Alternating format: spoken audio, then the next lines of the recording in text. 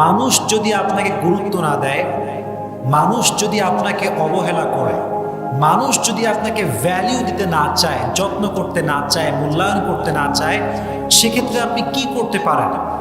ইসলাম এই ক্ষেত্রে কি সাজেশন দিয়েছে, রসুল করিম সাল্লাল্লাহু আলাইহি ওয়াসাল্লাম কি বলেছেন, এটা আমরা আজকে জানবো। ইসলাম বলে যে তোমার সঙ্গে সম্পর্ক ভেঙে দেয় তার সঙ্গে তুমি সম্পর্ক জোড়া লাগাও, যে তোমার হক নষ্ট করে তার হক তুমি আদায় করে দাও, আর যে তোমার সঙ্গে জুলুম করে, অত্যাচার করে, কষ্ট দেয় তাকে তুমি আল্লাহর জন্য মাফ করে দাও। সুবহানাল্লাহ পড়েন।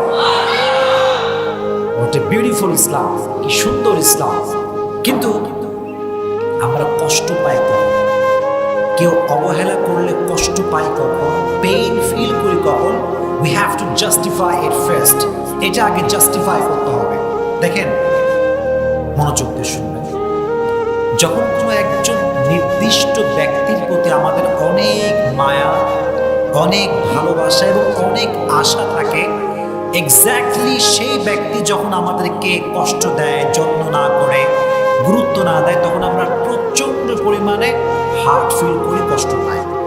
So firstly, you have to overcome the illusion and expectation from him.